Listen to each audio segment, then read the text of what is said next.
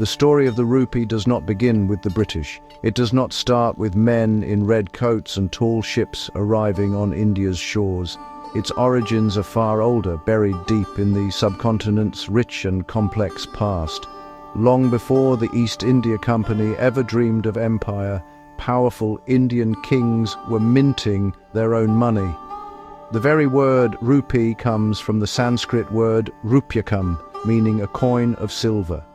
These early pieces of stamped silver were the lifeblood of ancient commerce, used by merchants in bustling markets and carried by pilgrims on long journeys. They were more than just currency.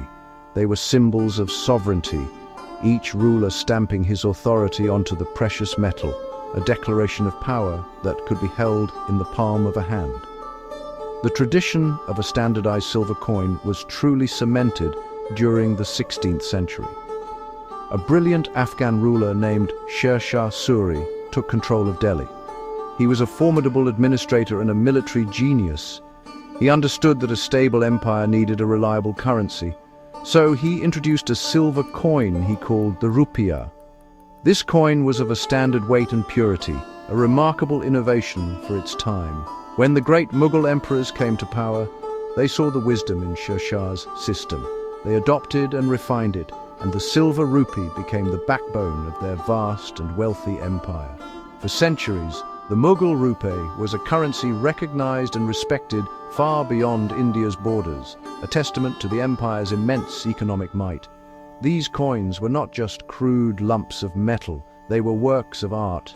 Mughal emperors, known for their patronage of architecture and fine arts, poured the same level of detail into their currency. The coins were often decorated with beautiful calligraphy, bearing the emperor's name, the year of his reign, and verses from the Quran. They were miniature masterpieces, reflecting the sophisticated culture of the Mughal court. These silver discs circulated throughout the empire, from the snowy peaks of Kashmir to the tropical south. They paid for spices, textiles, and jewels, funding the creation of magnificent monuments like the Taj Mahal. The rupee was the engine of a global economic powerhouse. As the Mughal Empire began to weaken in the 18th century, a new power was rising. The English East India Company, a corporation of ambitious London merchants, started as traders but soon became rulers. They saw the power and stability that the rupee represented. Instead of replacing it, they adopted it. They began minting their own rupees, first in the name of the Mughal emperor to give them legitimacy, and later with their own symbols. Now, this was a clever move. It allowed them to slowly weave their economic control into the fabric of Indian life. The familiar silver coin remained, but its master was changing, setting the stage for a new chapter in its long and storied history. The year is 1903. The British Raj is at its zenith. Queen Victoria, the Empress of India, has passed away after a long and monumental reign. Her son, Edward VII, has ascended to the throne of the largest empire the world has ever known. Across the globe, from London to Delhi, the symbols of power had to be updated. This meant new stamps, new flags, and most importantly, new coins. The currency of the realm had to reflect the new ruler. In India, the mints at Calcutta and Bombay fired up their furnaces to begin the enormous task of producing a new 1 rupee coin. This coin would carry the face of the new King Emperor, a visible and tangible reminder to millions of his subjects of who was now in charge. The 1903 Edward VII 1 rupee coin was not just a piece of money. It was a statement of imperial continuity and authority. For the average person in a dusty village or a crowded city bazaar, the King Emperor in London was a distant, almost mythical figure. But the coin was real. It was something they could touch and use every day. It was the wage for a day's hard labor, the price of a bag of rice, the offering left at a temple. The image of Edward VII, a stern-looking man with a thick beard and a crown, became one of the most recognizable portraits in the entire subcontinent. This coin was a powerful piece of propaganda, circulating far wider than any government proclamation or newspaper. The production of these coins was a massive industrial undertaking. Millions upon millions were struck, each one to a precise standard of weight and purity. The coin was made of 91.7% pure silver, giving it a satisfying heft and a bright sheen when new. This high silver content was crucial. It meant the coin had intrinsic value. Its worth was not just based on the government's decree, but on the precious metal it contained. This made people trust the currency. In an age before complex banking systems were widespread, a silver rupee was a secure store of wealth.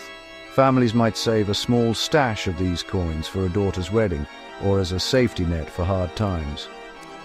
For American readers, it is useful to imagine the scale of this operation. The population of British India at the time was over 300 million people. The 1 rupee coin was the primary unit of currency for this vast population. It was the equivalent of the dollar, but in an economy where daily transactions were much smaller. The logistics of minting, distributing, and maintaining the circulation of these coins across a territory as vast and diverse as India was a staggering challenge. The 1903 rupee was more than just a coin. It was a critical piece of the machinery that kept the British Empire in India running, a silver gear in the great clockwork of the Raj. The design of the 1903 rupee was carefully chosen to project an image of power and permanence. On one side, the obverse was the crowned bust of King Edward VII facing right. This was not a friendly or approachable portrait. It was formal and imperial. The king wore the imperial crown and the robes of the Order of the Garter, symbols of his supreme authority. The inscription around the edge read, "Edward VII King and Emperor" in bold, clear letters. The message was unambiguous. This was the ruler of India, the successor to the Mughals, and his image was now the ultimate stamp of value. Every time a person made a transaction, they were reminded of this imperial reality. The other side of the coin, the reverse, was equally symbolic, but it drew from India's own artistic traditions. It featured a beautifully intricate floral design. A lotus flower, a symbol of purity and divinity in Indian culture for millennia, was a central element. This design was not new. It had been used on previous British Indian coins and was deliberately chosen to create a sense of familiarity and continuity. It was a subtle nod to local aesthetics, a way of wrapping the stark reality of foreign rule in a more acceptable traditional package. The value of the coin, 1 rupee, was written in English, with the Hindustani equivalent Ek Rupiah inscribed below, acknowledging the linguistic reality of the subcontinent. The combination of these two sides was a masterclass in imperial branding. One side displayed the raw, undeniable power of the British monarch. The other side co-opted local symbolism to make that power seem more natural, more a part of the Indian landscape. It was a visual representation of the entire strategy of the British Raj rule with an iron fist, but wear a velvet glove. The coin's design told a story of conquest and assimilation. It declared that a new power was in charge, but that it would respect or at least use the cultural language of the land it now controlled. This duality made the coin a powerful and effective tool of empire. For people in India, the coin became a part of their visual world. The face of Edward VII, stared out from shop counters, was pressed into the hands of labourers and was stored away in household savings boxes. The floral pattern on the reverse became as familiar as the patterns on their own textiles or the carvings on their local temples. Over time, the coin ceased to be just a symbol of foreign domination and became simply the rupee. It was integrated into the rhythm of daily life. This normalization of the imperial image was perhaps the design's greatest success. The coin helped to make the British presence feel like an inescapable fact of life. The solid, reliable silver rupee of 1903 could not last forever. The world was changing, and global events began to exert immense pressure on the currency of the Raj. The first major shock came with the outbreak of World War I in 1914. The war created a massive demand for silver, not just for currency, but for industrial and military purposes. The price of silver on the world market began to skyrocket. Soon, a critical point was reached. The value of the silver in the 1 rupee coin became worth more than its face value of 1 rupee. This created a huge problem for the government of India. People are not foolish. When the metal in a coin is worth more than its official value, they will melt it down. Hoarding and melting of silver rupees began on a massive scale. The currency, the very blood of the economy, started to disappear from circulation. This was a crisis. The British government in India had to act quickly to prevent a complete collapse of the monetary system. Their solution was radical and controversial. For the first time, they began to issue 1 rupee notes printed on paper. This was a huge psychological shift for a population that had trusted in the tangible value of silver for centuries. Many were suspicious of these flimsy pieces of paper. The challenges continued. After the war, the government tried to reintroduce silver coins, but the economic instability of the 1920s and the Great Depression of the 1930s made it difficult. Then came World War II, an even greater global conflict. The demand for precious metals was once again enormous. By this point, the idea of maintaining a pure silver currency was no longer feasible. The British government made a momentous decision. They drastically reduced the silver content of the rupee. The coin that was once 91.7% silver was reissued as a quaternary alloy coin, containing only 50% silver. This new, debased rupee looked different. It lacked the bright gleam of the old coins and had a duller, more greyish appearance. It felt lighter in the hand. For the people of India, this was a tangible sign of the strain the war was putting on the empire. The once mighty rupee, a symbol of stability and wealth, was being diluted. This act of debasement, born of wartime necessity, marked the beginning of the end for the silver rupee. The era when a coin's value was tied directly to the precious metal it contained was drawing to a close, pushed into the past by the immense pressures of global conflict. On August 15, 1947, a historic moment arrived. After decades of struggle, India finally gained its independence from British rule. The country was partitioned and a new nation was born. With political freedom came the need for new national symbols. The Union Jack was lowered and the Indian tricolour was raised. New stamps were designed, and of course the currency had to be transformed. The face of the British monarch, which had adorned India's coins for nearly a century, had to be removed. The rupee needed a new identity, one that reflected the sovereignty and aspirations of a free India. The transition was not immediate. In the first few years after independence, the existing British-era coins continued to be used. The government had more pressing issues to deal with, such as managing the refugee crisis from partition and setting up a new administration. But the plan for a new currency was quickly put into motion. The first coins of the Republic of India were issued in 1950. The 1 rupee coin underwent its most significant redesign yet. The bust of the British king was gone forever. In its place, the government chose a powerful and deeply resonant national symbol, the Ashoka lion capital. This was a brilliant choice.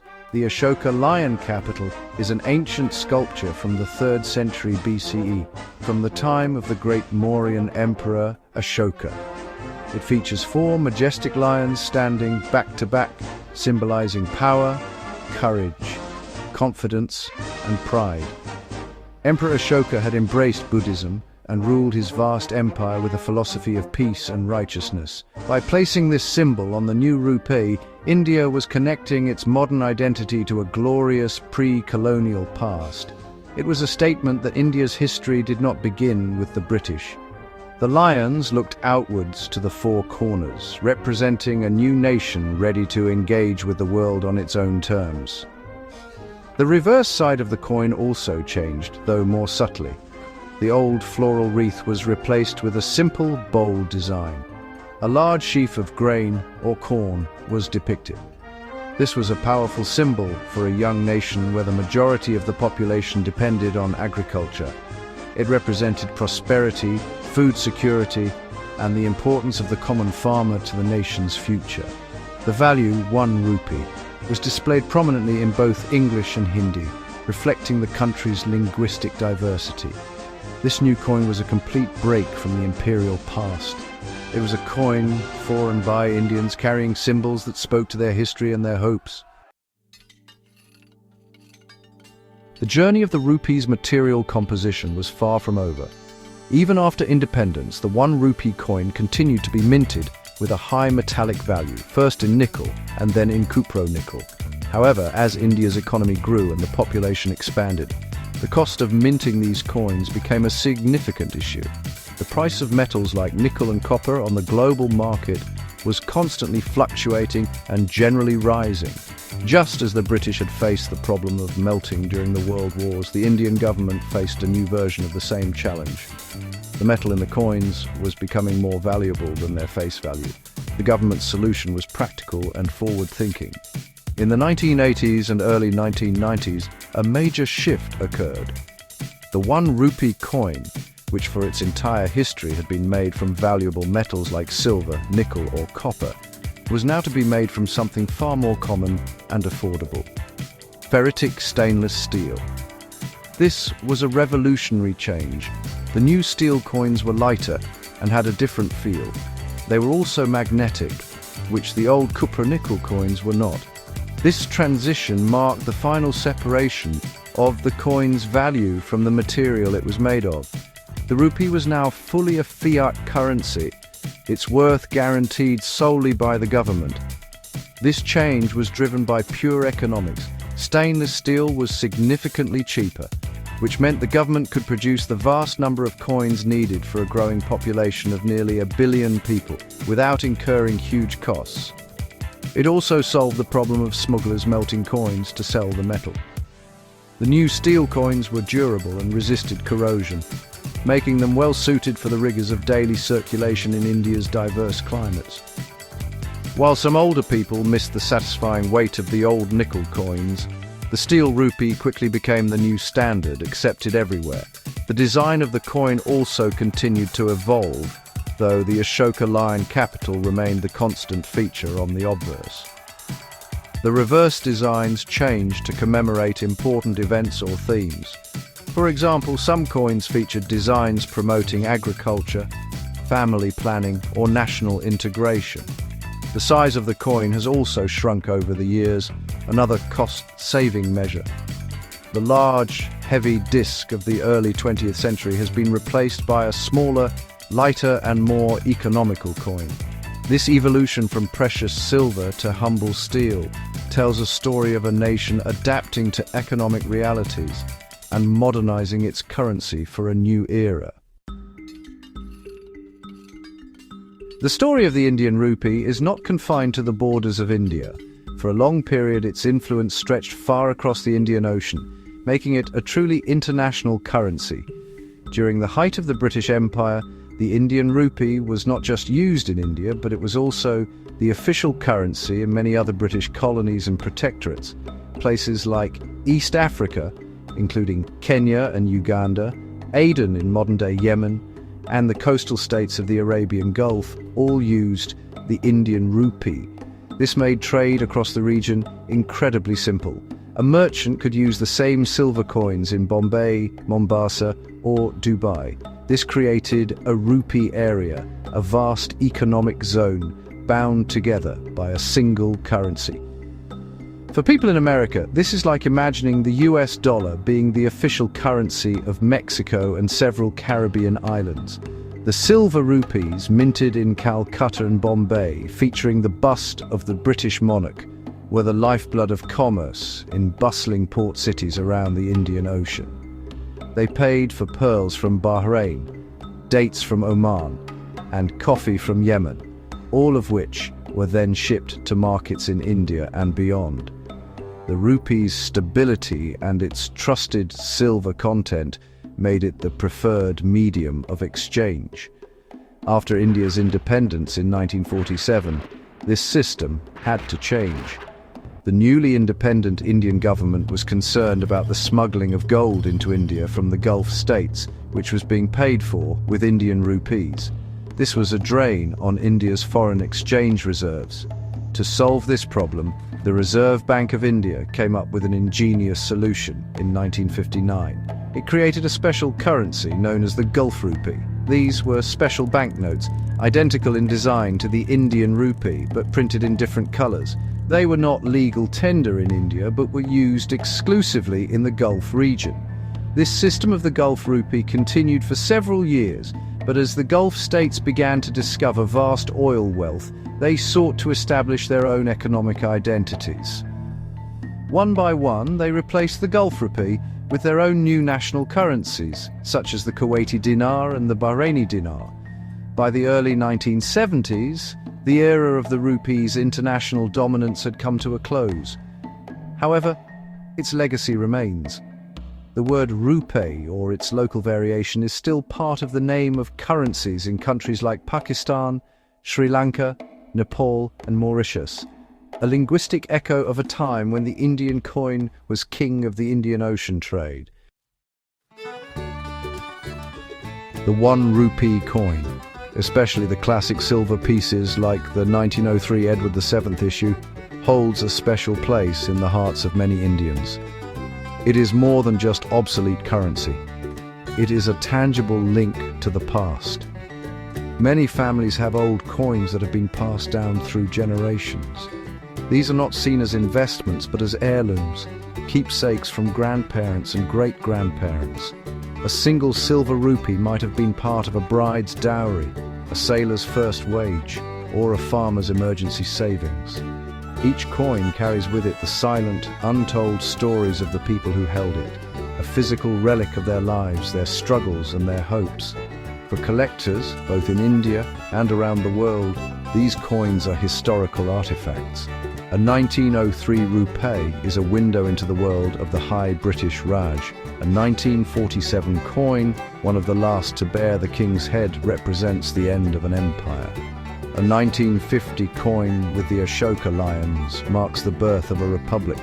Numismatists study the tiny details on these coins, the mint marks that show whether it was made in Bombay or Calcutta, the slight variations in design, the errors that make a coin rare and valuable. Collecting rupees is a way of holding history in your hands, of tracing the epic journey of a nation through these small metal discs. The rupee has also woven itself into the fabric of Indian culture and language. The word for money in many Indian languages is simply rupiah, or a variation of it. Phrases and idioms revolving around the coin are common. Someone might be described as being worth every rupee, a saying that harks back to a time when the coin's worth was solid and dependable. In many traditional ceremonies, such as weddings or religious festivals, it is customary to give gifts of money in odd numbers, such as 101 or 501 rupees. The single 1 rupee coin is added for good luck, symbolizing auspiciousness and the start of a new cycle. This cultural significance ensures that the rupee, even in its modern stainless steel form, is more than just a unit of exchange. It is a symbol of value, luck and tradition. It connects the high-tech, fast-paced India of today with the ancient land of emperors and the more recent past of the freedom struggle. While digital payments and high-value banknotes now dominate large transactions, the humble 1 rupee coin remains a fundamental part of daily life. It is the small change that keeps the wheels of the grassroots economy turning, a constant and enduring presence in the life of the nation. In the 21st century, the Indian 1 rupee coin continues its journey.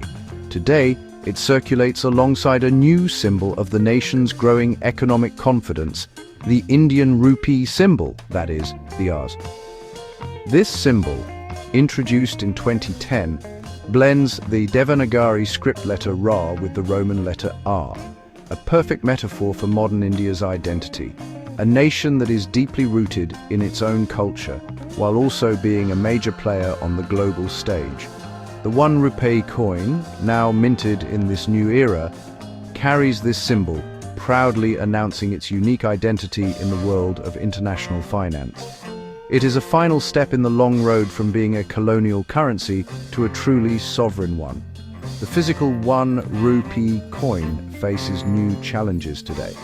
In an age of digital payments, mobile wallets and credit cards, the use of small denomination coins is declining in urban centers. Many city dwellers might go days without touching a physical coin. However, to assume the coin is obsolete would be a mistake. In the vast rural heartland of India, where hundreds of millions of people live, cash is still king. The 1 rupee coin is essential for small everyday transactions. Buying a piece of candy, a cup of tea from a roadside stall, or making a small offering at a local shrine. It remains the bedrock of the informal economy. The government has even stopped printing 1 rupee banknotes, making the coin the only form of 1 rupee currency in production. This decision underscores the durability and cost-effectiveness of the metal coin over its paper counterpart for small denominations. The modern stainless steel coin is designed to last for decades, circulating through countless hands and facilitating billions of transactions over its lifetime. It is a workhorse, an unsung hero of the Indian economy, quietly performing its function day in and day out, from the busiest metropolis to the most remote village. Ultimately, the journey of the 1 rupee coin mirrors the journey of India itself. It began as a silver treasure of ancient kings, was standardized by powerful emperors, and was co-opted by a foreign empire. It weathered the storms of world wars, shed its precious silver for practical steel, and was reborn with the symbols of a free nation. From the crowned head of Edward VII in 1903 to the Ashoka lions and the modern rupee symbol of today, the coin tells a story of subjugation, resilience, and triumph. It remains a potent symbol of India's past, a vital tool of its present, and a durable token of its future, of